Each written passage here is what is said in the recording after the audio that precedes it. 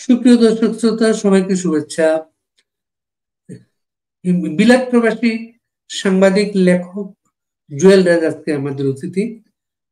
বাংলাদেশের মিডিয়ার মানুষের মতো সারা পৃথিবীতে বাংলা ভাষাভাষী মিডিয়ার মানুষ যারা সবাইকে কোনো সুখাচ্ছন্ন করে রেখেছে এই বিবরঞ্জনের ঘটনাটা। এই বিষয়টা নিয়ে তার সাথে একটু কথা বলবো। জুয়েল রাজ, আপনাকে শুভেচ্ছা। আহ, আপনাকে শুভেচ্ছা বাড়ি ভাই। আমাকে ডাকার জন্য আজকে। আপনি লন্ডনের অনেক বাইরে আছেন বোঝা যাচ্ছে। কোন এলাকা এটা? এটা আসলে আমি একটা হলিডে ইয়েতে আসছিলাম। আহ ট্রিপোর্ড জায়গার নাম টিলফোর্ড। এটা বার্মিংহামের ওপরে আর কি, একটা পাহাড়ি অঞ্চল, ওই জায়গাটাতে আসছি আর কি। লন্ডন থেকে দূর, কত কিলোমিটার দূর এটা? লন্ডন থেকে তো প্রায় 400 মাইল হবে। আর হচ্ছে, এই যে পাহাড়ের উপরে নেট বলছেন স্লো, হুম। বিলাত তো আমাদের কাছে খুবই সব দিক দিয়ে প্রযুক্তি থেকে আর সবকিছুতে উন- উন্নত একটা দেশ। না, ওইটা হচ্ছে একদম পাহাড়ের ভিতরে, তো চারপাশে পাহাড়, মানে ঠিক আছে। এই জন্য হয়তো বাড়িটা ঝামেলাটা হচ্ছে।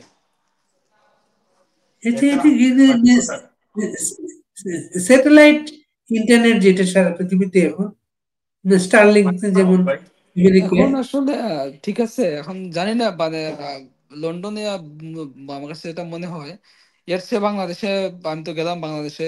আহ, যদি আমরা নেটওয়ার্ক চিন্তা করি অনেক ভালো। আপনি ধরেন লন্ডন থেকে বার্মিংহাম যদি ট্রেনে আসেন, আর সারাটা রাস্তায় কিন্তু নেটওয়ার্ক খুবই ঝামেলা করে। হ্যাঁ, কোথাও পাবেন কোথাও পাবেন না। আর যদি ডিজিটালি হিসাব করি, বাংলাদেশে তো আমি যে কয়বারই গেলাম, মানে ডিজিটালাইজড হওয়ার পরে বাংলাদেশ, হাওরের মাঝখান থেকে শুরু করে একদম পাহাড়ের চূড়ায় সব জায়গায় খুব নাইসলি কথা বলা যায়। কোনো সমস্যা হয় না। বাংলাদেশ তো অনেক বেশি মানুষ ইন্টারনেট ইউজ করে হুম, এখন। সেটাই। জিওরাজ, বিবরঞ্জনের ঘটনাটা আপনি যখন শুনেন, বা আপনার সাথে ব্যক্তিগত কোনো সম্পর্ক, স্মৃতি, এগুলা থাকলে আমাদের সাথে শেয়ার করুন। না, বা আমি প্রথমেই বলি, বিভুরঞ্জন সরকার আসলে মূলত লেখা দিয়েই আমার সাথে পরিচয়। ব্যক্তিগতভাবে উনার সাথে আমার কাজ করার কোনো সুযোগ হয়নি, এবং ব্যক্তিগতভাবে পরিচয় নাই। কারণ হচ্ছে কিন্তু আমাদের অনেক সিনিয়র সাংবাদিক। আমরা যখন শুরু করি, বা যখন লেখালেখি করি বিভিন্ন কোনো পত্রিকা, তো ওনার সাথে আমার, আমিও দুই তিনটা পত্রিকায় বাংলাদেশে ধরেন যুক্তরাজ্যের প্রতিনিধি হিসেবে কাজ করেছি। কোথাও ওনাকে আমি সহকর্মী হিসেবে পাই নাই। আর পাইলে হয়তো বা ওই যে বিভাগের যে বিভিন্ন বিষয় থাকে না, উনি হয়তো যে সম্পাদকীয় বিভাগটা দেখতেন। আমি যেহেতু নিউজের মানুষ, নিউজ পাঠাই, ওইভাবে আসলে ওনার সাথে আমার সম্পর্ক গড়ে ওঠেনি বা যোগাযোগ ছিল না। কিন্তু আমি উনাকে চিনতাম ভালো করে। বিশেষ করে বিডি নিউজ, ওনার লেখাগুলো তো খুব দুর্দান্ত কিছু লেখা উনি লিখতেন বিডি নিউজে। যেটার বিডি নিউজে আমিও কিছু লেখা লিখেছি একটা সময়। তো সব মিলিয়ে আসলে আমি লিখি বা না লিখি সেটা বিষয় না, উনার অন্য অন্য পত্রিকায়ও ওনার লেখা ছাপা হতো, বাংলা ট্রিবিউনে ছাপা হতো। সেই লেখাগুলো আসলে পড়তাম। বিবরঞ্জন, এখন যেহেতু আমি বাইরে আছি, অনলাইনের সুবাদে সেই লেখাগুলো খুব ব্যাপকভাবেই পড়তাম আসলে, বা চিন্তার খোরাক দিত। এবং সাবলীল একটা লেখার ধরন ছিল ওনার। তো কিছু মানুষ থাকে না, যেমন আমরা এক সময় ধরেন, আমি যখন প্রথম পত্রিকা পড়া শুরু করি স্কুল জীবনে, হয়তো বুঝতাম না এইভাবে, কিন্তু গাফার চৌধুরীর কলম পড়তাম, ভাল লাগতো পড়তে। খুব সহজ, ঝরঝরে সাবলীল ভাবে লিখেন, মনে হচ্ছে যে আমি এটা মানে আমার বোধগম্য। এটা ভালো বা কিশোর যাই বলেন না কেন, সেই বয়সটা বোধগম্য ছিল। তো যেহেতু বিবুদার লেখাটাও তো আরেকটু সিনিয়র যখন হয়েছে তখন পড়া শুরু করেছি, তো খুব সাবলীল লেখা ছিল, সহজভাবে লিখতেন। মনে হচ্ছে যে হ্যাঁ, আমিও এই কথাটা বলতে চাই, এই কথাটা বিভূতিভূষণ সরকার লিখছেন আমাদের জন্য। তো সেইভাবে ওনাকে আসলে চিনা, সেই নামের সাথে পরিচয়, সেই লেখার সাথে পরিচয় আমার। এখন প্রথম দেখলাম যখন উনি 2 দিন পরে যখন সংবাদ হলো যে বিভূতিভূষণ সরকার নিখোঁজ, আহ একটা সন্দেহ তো ছিলই, যে উনি তো আর আসলে ধরেন 8-10টা মানুষের মতো না। হুম। ঢাকা শহরে ধরেন, আমি যদি লন্ডন থেকে গিয়ে নিখোঁজ হই, এইটার একটা প্যাটার্ন আছে। এই ঢাকা শহরে উনি হয়তো চাকরি করেন বা সাংবাদিকতাই করেন, চাকরি না ঠিক সাংবাদিকতাই করেন হয়তো 50 বছরের কাছাকাছি সময় ধরে ওনার সর্বশেষ লেখায় যেটা পড়লাম। তো ওই জায়গা থেকে একটা মানুষ, তার মতো একটা সাংবাদিক একজন মানুষ ঢাকা শহরে এইভাবে নিখোঁজ হয়ে যাবেন, এটা তো অবশ্যই স্বাভাবিক কোনো বিষয় না। হ্যাঁ। তো যখন ওই নিউজটা যখন চারপাশে খুব ছয়লাভ, আমি নিজেরও একটা অনলাইন পত্রিকা আমার এখানে আছে ব্রিকলেন, সেটা তো আমি নিউজটা তুললাম যে বিভু রঞ্জনের নিখোঁজ। আহ, আমরা চিন্তিত, যেহেতু বাংলাদেশের বর্তমান পরিস্থিতি আমরা জানি, বাংলাদেশ বর্তমান যে সরকারের অধীনে আছে, কিভাবে আছে, সাংবাদিকরা কিভাবে আছেন, বা মুক্তিযুদ্ধের পক্ষের মানুষজন কিভাবে আছেন, আহ, অসাম্প্রদায়িক মানুষজন কিভাবে আছেন, বা ভিন্ন ধর্মের মানুষরা কিভাবে আছেন, সেটা তো আমরা অনুধাবন করতে পারি। যার জন্য সেই ভয়টা খুব বেশি ছিল, আহ, যে হয়তো বা খারাপ কিছু হতে পারে। হ্যাঁ, তো মন বলছিল যে না, আহ, উনি তো ধরেন কি বলবো নির্ঝঞ্ঝাট একটা জীবন যাপন করতেন। তো উনার তো এই ধরনের সমস্যা হওয়ার কথা না, উনার যে রাজনৈতিক ভাবে খুবই আহ, আওয়ামী লীগ পন্থী রাজনীতি সাংবাদিক, তাও কিন্তু উনি ছিলেন না। উনি নিরপেক্ষতার সহিত লিখেছেন। হ্যাঁ, মুক্তিযুদ্ধের পক্ষে লিখলে, অসাম্প্রদায়িকতার কথা লিখলে আমরা যেটা বলি যে আওয়ামী লীগের পক্ষে যায়। হ্যাঁ, মুক্তিযুদ্ধের কথা যখনই আপনি লিখবেন, যখনই আপনি অসাম্প্রদায়িকতার কথা লিখবেন, যখনই আপনি মানবাধিকারের কথা লিখবেন ভালো করে, দেখবেন না কোনো ভাবে সেটা, কারণ আওয়ামী লীগ সেটা অন করে সেই জিনিসগুলা। আমরা যদিও বিভিন্ন সময়, যদি আমি জানি না কথাগুলো অপ্রাসঙ্গিক হয়ে যাচ্ছে কিনা, যদিও আমরা বিভিন্ন সময় বিভিন্ন সুশীল বুদ্ধিজীবীদেরকে বলতে শুনি যে আওয়ামী লীগ মুক্তিযুদ্ধের চেতনা বিক্রি করে, সংখ্যালঘুদের চেতনা বিক্রি করে, কিন্তু বাস্তবতা কিন্তু এবার 2024-এর 5ই আগস্ট আমাদেরকে চোখে আঙ্গুল দিয়ে সেই সত্যটা আবারও দেখিয়ে দিল যে আওয়ামী লীগ আসলে এটাকে ধারণ করে, চেতনা বিক্রি করে না। আওয়ামী লীগ বাংলাদেশের সংখ্যালঘুদের, বাংলাদেশের ভিন্ন মতের মানুষদের, বাংলাদেশের অসাম্প্রদায়িক চেতনার মানুষদের, বাংলাদেশের মুক্তিযুদ্ধকে একমাত্র রাজনৈতিক দল আওয়ামী লীগ যারা ধারণ করে। তো যার জন্য ভয়টা, মানে ভিতরে একদম কুডাক যেটাকে বলে, আমরা বলি না যে ভিতরে একদম কুডাক ডাকে। তো যখন উনি নিখোঁজ হলেন, তো আসলে সেই কুডাকটা ভিতরে ছিল। তো আরেকটা ধারণা ছিল যে হয়তো বা কোনো বিশেষ বাহিনী তুলে নিয়ে যেতে পারে, হয়তো বা শুনবো উনি জেলে আছেন, আটক আছেন, এই জাতীয় একটা ইয়ে ছিল আমার। কিন্তু এইভাবে মেঘনা নদীতে ওনার লাশ মিলবে, সেটা আসলে সেই কুডাকেও ছিল না ভিতরে। না, ওনার মতো মানুষ আহ মানে আগে তো লাশ যাওয়ার আগে এই যে বিবিডি নিউজে যে লেখাটা পাঠিয়েছে, আমি পড়ছি ওইটা কি লেখাটা, আপনি লেখাটা লেখাটা পড়েছেন? পড়ছি, লেখাটা পড়ছি বাড়ি ভাই। যখনই বা উনার লাশ পাওয়া গেল, তার আগেই তো লেখাটা ভাইরাল হয়ে গেল মোটামুটি। হ্যাঁ, উনার শেষ বিডি নিউজ উনি শেষ লিখেছিলেন। এখন এটাকে আসলে কিভাবে ব্যাখ্যা করি বিষয়টা, উনি যে লিখেছেন সেটা নিয়ে এখন আমি আমি আমি সন্দিহান। যদি উনি লিখেই থাকেন, তাহলে উনি যেদিন বাড়ি থেকে বের হন তার আগে পাঠিয়েছেন, রাত্রে পাঠিয়েছেন লেখাটা, ওইদিন মর্নিং এ ওইদিন মর্নিং এ মর্নিং এ পাঠিয়েছেন। পাঠিয়েছেন। হ্যাঁ, তো পাঠানোর পরে 2 দিন পরে তারা লেখাটা ছাপলো। লেখাটা তো 2 দিন পরে ছাপা, মানে তোলা হয়েছে অনলাইন। ঠিক আছে, তাদের হয়তো এডিটোরিয়াল সিদ্ধান্তের বিষয় টিষয় থাকে, লেখাটা হয়তো বা তারা আপ করে নাই, কিন্তু কেউ না কেউ তো লেখাটা পড়েছে।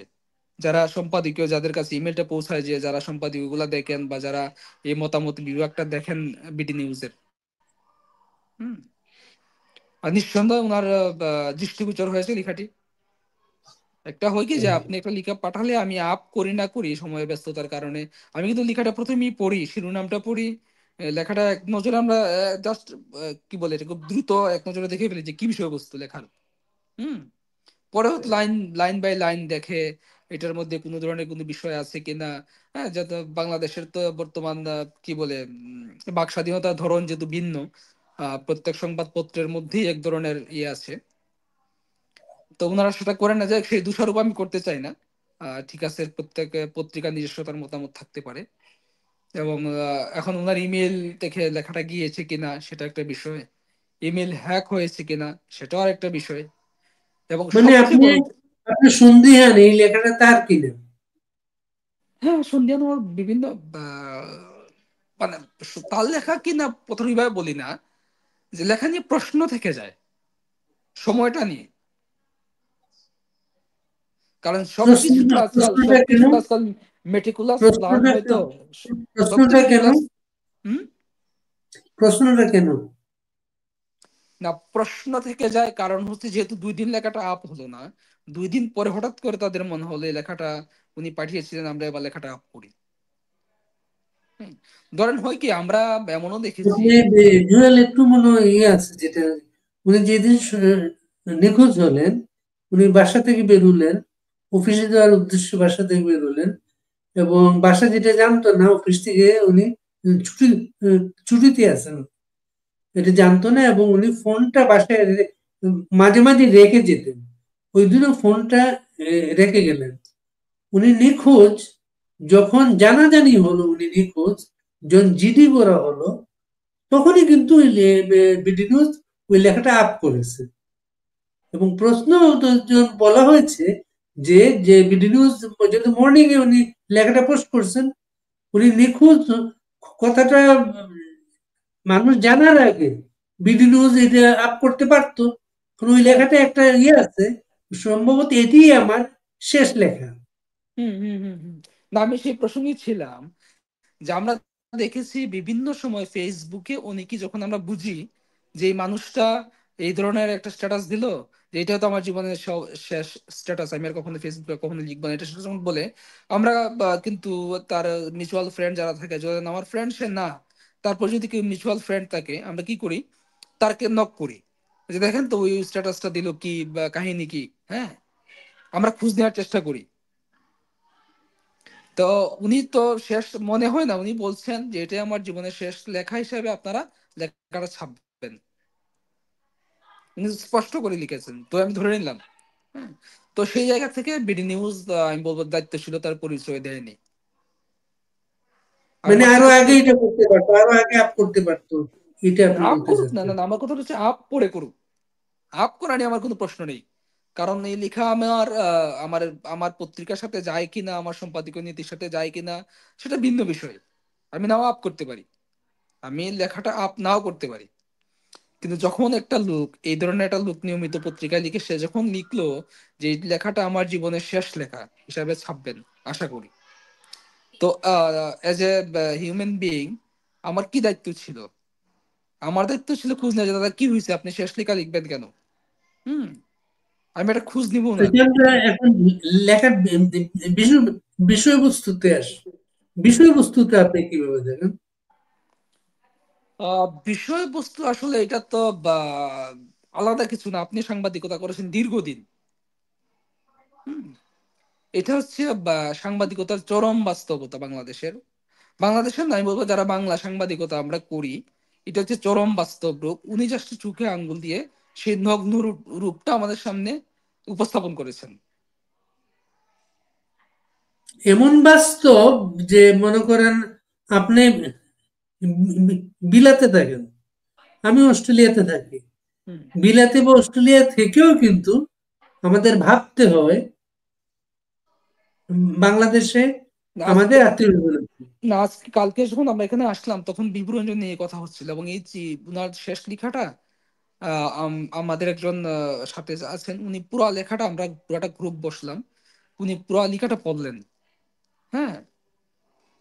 তো এটা নিয়ে আমরা আলোচনা করছিলাম আসলে। তো আমি প্রসঙ্গক্রমে বলছিলাম যে আমি চেয়েছিলাম সারা জীবন, মানে যখন থেকে লেখালেখি শুরু, যেহেতু আমি কলাম লিখি, ভালো বা খারাপ লিখি সেটা হচ্ছে ভিন্ন বিষয়। আমি দীর্ঘদিন যাবতীয় লিখছি বিভিন্ন পত্রিকায় বা নিজের পত্রিকায়, বাংলাদেশের বিভিন্ন পত্রিকায়, একদম জাতীয় পত্রিকা বিডি নিউজ সহ আমি লিখছি বিভিন্ন দীর্ঘ সময় ধরে। তো আমি কিন্তু মনে প্রাণে চেয়েছিলাম যে আমি লিখতে চাই, কিন্তু বাস্তবতাটা এমন যে লিখে হচ্ছে আপনাকে আমার ফোন করতে হয়, আমার লেখাটা আপ করার জন্য আমার রিকোয়েস্ট করতে হয়, এবং সেখানেও এক ধরনের একটা সিন্ডিকেট মেনটেন হয় কিন্তু। আপনি কবিতা বলেন, কলাম বলেন, কোন পত্রিকা ছাপবে কোন পত্রিকা ছাপবে না, এটার একটা নেটওয়ার্কিং আছে কিন্তু। আপনি যদি সেই নেটওয়ার্কিং মানুষ হন, তখন সব পত্রিকা আপনার লেখা নিচ্ছে, সব পত্রিকা আপনার লেখা ছাপছে, এই ধরনের একটা বিষয় আছে। এটা গেল একটা বিষয়। আর বেতনের যে বিষয়টা, এটা তো আসলে যারা বাংলাদেশের নতুন সাংবাদিক, আমি জানি এদের বেতনের রেঞ্জ কত থেকে শুরু হয়, আপনি হয়তো বা জানেন। তো একটা যেমন স্যার, আমি আমি বাংলাদেশে একটা পত্রিকায় একদিন মেইল করেছি একটা লেখা নিয়ে। তো ওরা আপ করছে না লেখাটা। আমি ফোন করলাম, বলল ইমেল নাকি হারিয়ে ফেলেছে, আপনি আবার ইমেল করেন। ইমেল হারিয়ে যায়, আমার আইডি তো, আমার ইমেল আইডি থেকে পাঠানো, আমার আইডিতে পাঠানো ইমেল নাকি হারিয়ে গেছে, আবার আপ করেন। আবার ইমেল, আবার মেল করলাম। না তো এই হচ্ছে এইটা, এগুলো তো আছেই। তো নগ্নরূপটা এইভাবে বললাম যে সাংবাদিকতা, ওই দিন আমাকে লন্ডনের ছোট ভাই বলছিল সে একটা পত্রিকা করতে চায়। তো আমি বললাম, তুমি পত্রিকাটা কেন করতে চাও? তুমি যে একটা পত্রিকা করবে এই মুহূর্তে, তুমি কেন পত্রিকাটা করতে চাও, আগে তুমি সেটা নিজে বুঝাপড়া করো। তো তোমার কি সেই পরিমাণ টাকা আছে যে তোমার পকেট থেকে তুমি পত্রিকাটা চালাতে পারবে? বলো না। আমি বললাম, তাহলে তোমার করার উদ্দেশ্যটা কি? তো তার সাথে পরে আমি বললাম যে বাংলাদেশের যে পত্রিকা গুলা তারা কারা চালায়, কেন চালায়, এই মিডিয়া হাউস গুলা কারা এখন পরিচালনা করছে। এবং উনি যেটা বিভুদা যেটা খুব স্পষ্ট করে বললেন যে আসলে উপরের লেভেলে কিছু মানুষ হয়তো বা খুব লাক্সারি জীবনযাপন করেন, আমরা তাদেরকে সাংবাদিক হিসেবে চিনি জানি। কিন্তু একটা হাউসে তো কয়েকশো লোক কাজ করে, বাকিদের অবস্থা আসলে প্রত্যেকের অবস্থায় বিবুদার মতো। কেউ বলতে পারে, কেউ বলতে পারে না। কেউ হয়তো বা ওয়াইফ চাকরি করে বা ফ্যামিলিতে সাপোর্ট আছে বলে কোনোভাবে চালিয়ে যাচ্ছে। নতুবা ম্যাক্সিমাম সাংবাদিকদের অবস্থায় আসলে অর্থনৈতিক অবস্থা যদি বলি বাংলাদেশে খুব ইয়েদের মানে সাংবাদিকদের। সৎ, তো এই সৎ কথাটা মানুষ, আসলে আমরা সৎ সাংবাদিকতা যারা, সৎ জীবনযাপন যারা করেন, হ্যাঁ, হ্যাঁ, তাদের অবস্থা খুবই বা- করুণ কিন্তু। হ্যাঁ, এবং সেটা আমি যেটা আমার লেখা নিয়ে শুরু করেছিলাম। তো আমি এক পর্যায়ে দেখলাম যে না, শুধু সাংবাদিকতা করে আসলে হয়তো আমি কোনোভাবে ডাল ভাত খেয়ে লন্ডনের মতো জায়গায় যেহেতু থাকি, হয়তো বা আমি আমার জীবন আহ কোনোভাবে কাটিয়ে দিতে পারবো, হয়তো বা। কিন্তু এইটা দিয়ে আমার পরিবার, আমার যে অন্যান্য বা চাহিদা আছে সেটা মেটানো সম্ভব না, যার জন্য কিন্তু আমাকে বিকল্প হিসাবে অন্য চাকরি, অন্য ব্যবসা আমাকে দেখতে হচ্ছে বা করতে হচ্ছে। তো আমি কিন্তু এখন আর ফুল টাইম সাংবাদিক না, আমি কিন্তু এখন মানে পেশাজীবী মানুষ। এখন হচ্ছে খণ্ডকালীন সাংবাদিক যেটাকে বলে। এছাড়া আমার আর কিছু উপায় নেই।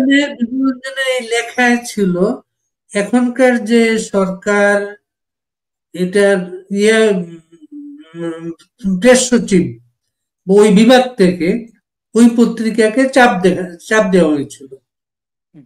ওই এবং ভারপ্রাপ্ত সম্পাদক হুম, তার সাথে কথা কথা বন্ধ বলা করে কথা বলা দিয়ে, কথা বলা বন্ধ করে দিয়েছেন, তার মানে কথা আপনার সম্পাদক আপনার সাথে কথা বলা বন্ধ করে দেওয়া মানে কি, যে আমি তোমাকে ঘাট ধরে বের করে দিচ্ছি না, তুমি আমি কই যাই, আমি কই যাই, আমি কোথায়, কোন দিকে হ্যাঁ, হাঁটি, তার তার মাপের একজন লেখক এই কথাটা লিখছেন।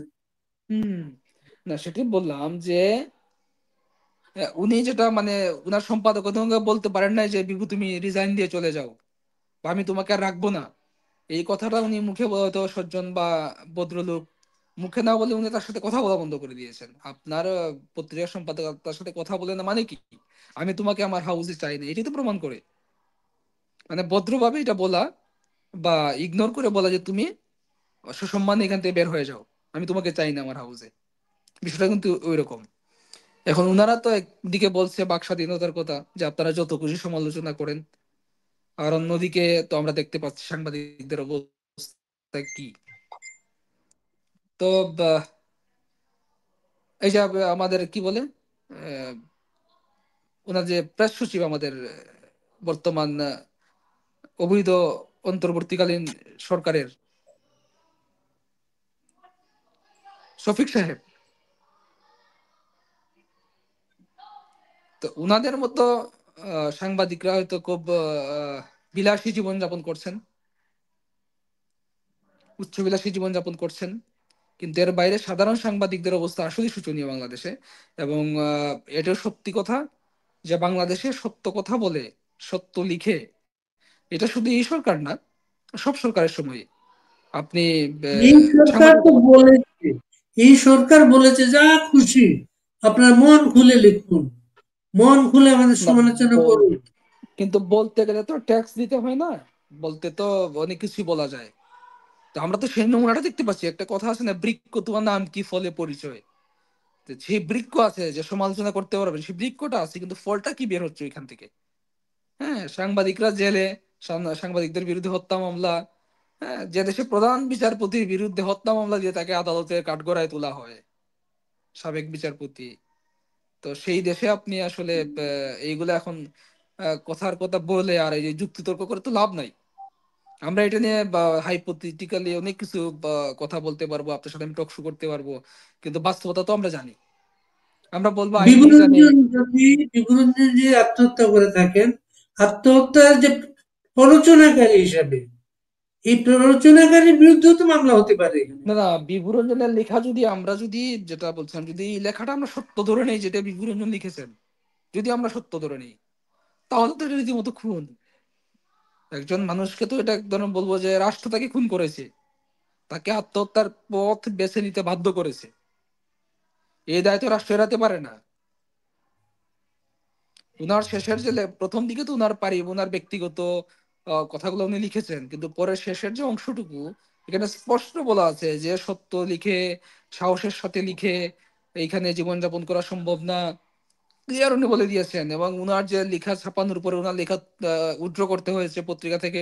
কখন একটা লেখা আপনাকে উড্র করতে হয়, কোন পরিস্থিতিতে একটা পত্রিকা, ধরুন ছোটখাটো কিছু বিষয় হলে কি হয়, যে ঠিক আছে এই শব্দটা তুলে দাও, ওই লাইনটা তুলে দাও, ওই প্যারাটা আমরা ফেলে দেই, তাহলে একটা ব্যালেন্স হয়ে যাবে। হ্যাঁ, এইটা হয়। কিন্তু উনি যখন একটা কথা একটা লিখেছেন, উনি যে যে লেখাটা ছেপেছিলেন, ওই লেখাটা এমন ছিল, শেখ হাসিনা তো আর হেলিকপ্টার ভাড়া করে যায় নাই। পুলিশ যদি কাউকে মেরে থাকে, তো পুলিশকে তো কেউ মেরেছে, এই না কথাগুলো না, উনি হ্যাঁ সেটাই। তো এগুলো তো এগুলো তো এই যে মেটিকুলাস প্ল্যানের কথা, এগুলো তো সব লিখেন নাই, তাই না? তো এই প্রশ্ন না, আমি বললাম উনি যদি ভুল, কথার কথা উনি মিথ্যা লিখেছেন, আমি ধরে নিলাম যুক্তির খাতিরে। তো আপনি যদি আমাকে স্বাধীনতার কথা বলেন, তো আমার এজ এ সাংবাদিক, এজ এ লেখক, সাংবাদিক বললে হয়তো আমাকে অনুসন্ধানী রিপোর্ট করতে হবে, এটার প্রমাণ দিতে হবে। কিন্তু এজ এ লেখক আমি যদি যুক্তি দিয়ে আপনাকে বলতে চাই যে আমি মনে করি এই এই যুক্তিতে এখানে এটা পরিকল্পিত হত্যাকাণ্ড, এটা শেখ হাসিনা এই যুক্তিতে, শেখ হাসিনা পালিয়ে যান নাই, শেখ হাসিনা সেনাবাহিনী পৌঁছে দিয়েছে, আমি সেই যুক্তিগুলো উত্থাপন করাটাই তোমার কাজ। একজন লেখকের কাজ কি, সে চিন্তার জন্ম দিবে, সে যে চিন্তার খোরাক দিবে, মানুষ সেটা নিয়ে ভাববে, সেটা নিয়ে আলোচনা করবে। সেটাই তো একজন লেখকের কাজ। লেখকের কাজ তো না যে আমি আপনার সাথে গিয়ে আর্মস নিয়ে গুলাগুলি করব, আপনার সাথে আমি কাটাকাটি করব, তা তো না। আমি আমার যে মেধা বা আমার যে যোগ্যতা, আমার যে চিন্তা, সেই জায়গাতে যে প্রশ্নগুলো উত্থাপন হবে, সেটা আমি মানুষের কাছে পৌঁছে দেবো যে আমার চিন্তা হচ্ছে এই। এখন সাধারণ মানুষের কিভাবে নেয়, সেই চিন্তাটাকে মানুষ গ্রহণ করে কিনা, সেটাই তো আমার কাজ। তো সেই কাজটা তোমাকে করতে দিচ্ছেন না।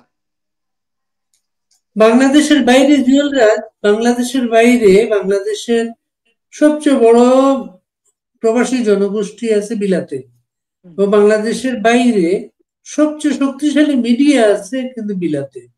বিলাতের মিডিয়ায় এর প্রতিক্রিয়া কি হয়েছে? আহ, আসলে এটা কিভাবে বলি আমি জানি না। যেহেতু এখানে আমরা একটা খুব অনেকগুলো মিডিয়া আছে, আমরা খুব ছোট কমিউনিটি এখানে, আমরা সবাই আসলে পরিচিত পরিজন আমরা যারা কাজ করি। কিন্তু বাস্তবতাটা হচ্ছে আহ, বাংলাদেশ যেভাবে দুইটা ভাগে বিভক্ত, সারা পৃথিবীতেই বাঙালি যারা আছেন, বাংলাদেশি যারা আছেন, দুইটা ভাগে বিভক্ত। একটা হচ্ছে আহ প্রগতিশীল জোট আমরা যেটাকে বলি, বা যারা মুক্তিযুদ্ধের পক্ষে, এবং আরেকটা হচ্ছে মুক্তিযুদ্ধের বিপক্ষে। এর মাঝামাঝি যারা বলেন, যদি, কিন্তু, ইফ, পার্ট, ব্লা ব্লা ব্লা, অনেক কিছু দিয়ে অনেক কিছু স্টাবলিশ করতে চান, এটার আমি কোনো মানে অর্থ খুঁজে পাই না। আমি সোজাসুজি দেখি এইখানেও দুইটা পক্ষ আছে। সো সেই দুইটা পক্ষ পরিষ্কার। এখন আপনি যত যুক্তি দিয়ে বলবেন না কেন, যত কিছুই বলেন না কেন, তাদের কাছে হচ্ছে এই সরকার যা করছে এইটাই সত্য, এইটাই বাস্তবতা। শেখ হাসিনা যা করেছিলেন সব ভুল ছিল। এইভাবে আসলে দুইটা আহ, যদি এইখানে কেউ আপনাকে হয়তো বা প্রকাশ্যে ফেসিবাদের দোষর বলার সুযোগ নেই, এখানে মব সৃষ্টি করার সুযোগ নেই, এখানে আপনাকে আইনি কি বলে হয়রানি করার সুযোগ নেই, বিদায় আমরা বা খুব প্রাণ করে কথা বলতে পারি। আমি আমার ফেসবুকে লিখতে পারি, সেই সুযোগটা আমার আছে। কিন্তু বাস্তবতা হচ্ছে যে শক্তিটা বাংলাদেশে এখন মাথাচাড়া দিয়ে উঠেছে, সেই শক্তিটা এখানেও প্রবল, যুক্তরাজ্য প্রবল। এবং যুক্তরাজ্যে যারা লেখালেখি করেন, যারা সাংবাদিকতা করেন, তাদের মধ্যে এক ধরনের ভয়, এক ধরনের ভীতি আছে। একটা প্রচার আছে তো, সংখ্যাগরিষ্ঠ মিডিয়া হচ্ছে জামাত নিয়ন্ত্রিত সেখানে।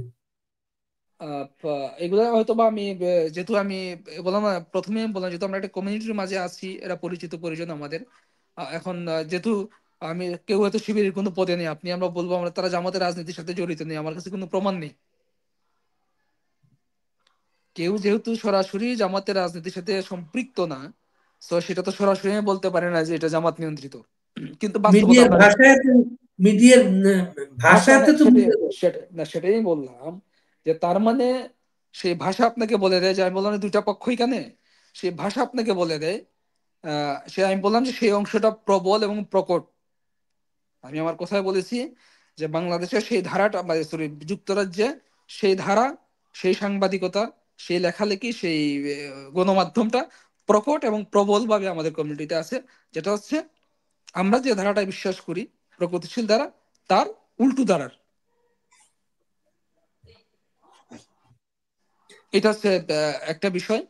আর বাকি বিষয়টা হচ্ছে অনেকে এখন, এখন যে পরিস্থিতিটা, এখন হচ্ছে অনেকেই আবার ধরেন প্রগতিশীল পক্ষের যারা আছেন, তারা অনেকেই দেশে তাদের পরিবার আছে, দেশে তাদের সহায় সম্পত্তি, মা বাবা অনেকেরই পরিবার পরিজন সব বিভিন্ন বিষয় আছে না, তার দেশে যাওয়ার বিষয় আছে। হ্যাঁ, তো এই সব কিছু মিলে এক ধরনের আতঙ্ক কিন্তু প্রবাসে কাজ করে। অনেক সাংবাদিক আছেন যারা হয়তো বা ব্যক্তিগত ফোনে অনেক কিছু বলেন, তারা বলি ভাই লিখেন না কেন, ভাই লিখবো, দেখেন তো দেশের অবস্থা, আমার দেশে পরিবার আছে তারা বিবিসি যদি। একটা রিপোর্ট করেছে এটা নিয়ে, বিবিসির রিপোর্টটা আপনি খেয়াল করেছেন? কোনটা? আমি কবে? এই ইয়াকে নিয়ে বিভাজনের ঘটনা নিয়ে বিবিসি একটা রিপোর্ট করেছে। না আমি পড়ি নাই, কারণ যেহেতু আমি একটু বাইরে আসছি, আমি বিবিসির একটু। বিবিসির রিপোর্টে প্রেস সচিবকে কন্ট্যাক্ট করে উনি কোনো মন্তব্য করতে অস্বীকৃতি জানিয়েছেন। আচ্ছা, আমি আমি দেখি নাই, কারণ আমি বললাম যে আপনি তো জানেন, আমি বলছি যে আমি লন্ডনের বাইরে এবং নেটের খুব ইয়ে আছে একটু। আর যেহেতু একটু গ্যাদারিং এ আসছি, আমি আসলে বিবিসি এটা দেখি নাই। আর আজকে সারাদিন থেকেই আসলে সকাল থেকে, যদি কালকে রাত্রে আমি আসছি, এবং সকাল থেকে মনটা খুব বিক্ষিপ্ত আসলে, বা একটু দুঃখ ভরাক্রান্ত আছে। অন্য একটা বিবুদার পাশাপাশি হচ্ছে এটার একটা ভরাক্রান্ত কালকে রাত্রে পর্যন্ত ছিল। বললাম না যে রাত্রে আমরা গভীর রাত্রে বিবুদার পুরো লেখাটা একজন পাঠ করেছেন এখানে। আর আপনি হয়তো জানেন, যুক্তরাজ্য আওয়ামী লীগের সভাপতি, উনি কিন্তু একজন সাংবাদিক ছিলেন। 71 সালে উনি কিন্তু আহ, মুক্তিযুদ্ধের একদম মাঠের সংবাদগুলা বিলেতে জনমত পত্রিকা তখন উনার মাধ্যমে আসতো। সুলতান মাহমুদ শরীফ ভাই, উনি গত হয়েছেন আজকে ভোরবেলা, মানে লন্ডন সময় ভোরবেলা। জনমতে প্রতিষ্ঠাতা ছিলেন উনি। না না না, প্রতিষ্ঠাতা না, প্রতিষ্ঠাতাদের সাথে উনি সম্পৃক্ত ছিলেন।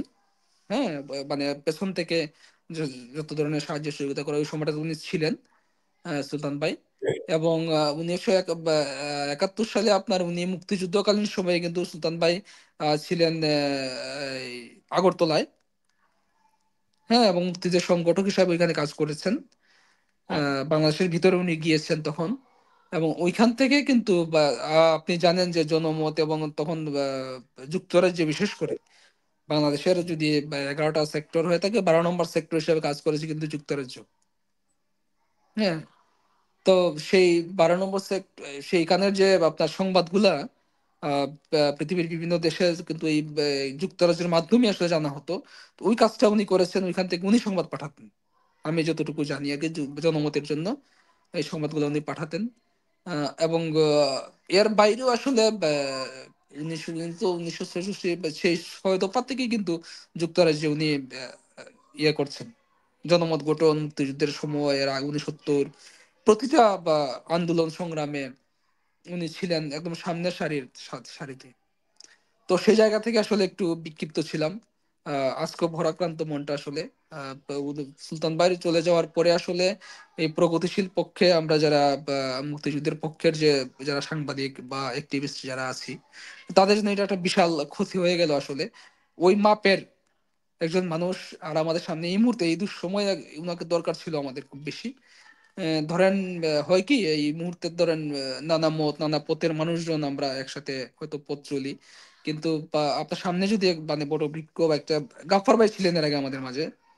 হ্যাঁ, যত কিছু আমাদের এই অংশটার যত কিছু ঝামেলা হোক, যত কিছু দুঃসময় আসুক, ঝড়ঝঞ্ঝা আসুক, আমরা ছায়া হিসেবে গাফার ভাইয়ের কাছে যেতাম পরামর্শের জন্য।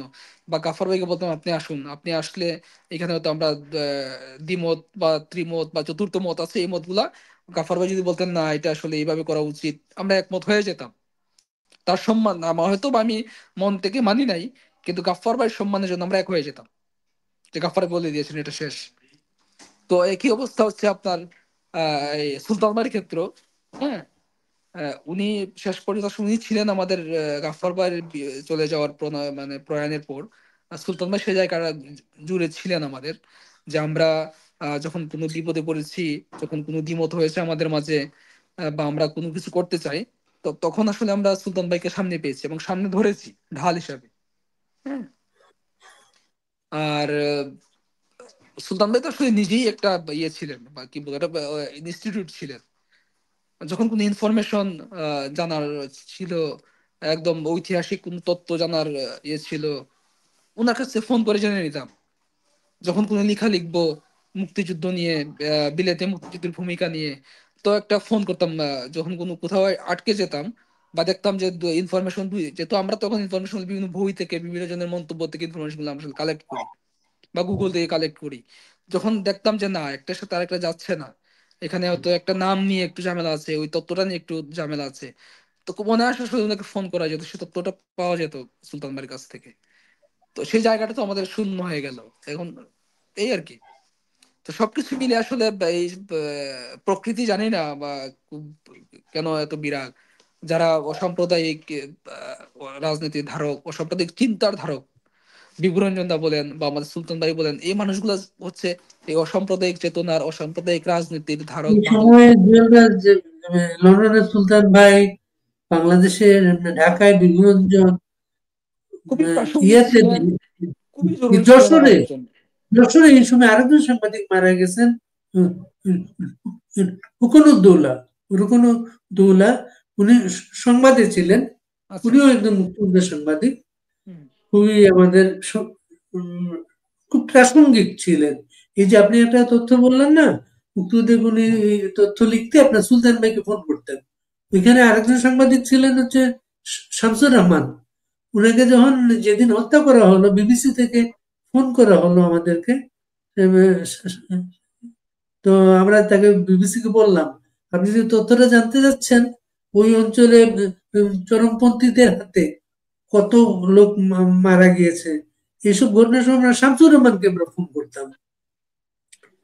আমাদের মাথার উপর যে বট বৃক্ষগুলো এইভাবে হারিয়ে যাচ্ছে, আমাদের বিবরঞ্জন, একজন বিবরঞ্জন ছিল সর্বশেষ, তিনি হারিয়ে গেলেন। জুয়েলার, আপনাকে অনেক ধন্যবাদ। আরেকটা জিনিস আপনার সাথে শেয়ার করি, আপনারা তো উদ্যোগ নিতে পারেন। আমি বিভিন্ন সময় দেখছি লন্ডন থেকে, বিলাত থেকে, যখন আমাদের এই প্রিয় সাংবাদিক গুলো যখন উম, হারিয়ে গেলেন, তা আমরা কিন্তু বিলাত থেকে কিন্তু তাদের পরিবারের জন্য একটা তহবিল সংগ্রহের উদ্যোগ আমরা দেখেছি। এটাই করা সম্ভব। এটা হয়তো বা সম্ভব, কারণ হচ্ছে বিভুদার জন্য এর আগে উনি যখন অসুস্থ ছিলেন, তখন লন্ডন বাংলা প্রেস ক্লাব একটা ফান্ড রাইজিং এর ইয়ে করেছিল এবং বেশ কিছু আহ, সহায়তা ওনাকে করা হয়েছিল বিভুদাকে একটা সময়, আমি যতটুকু জানি।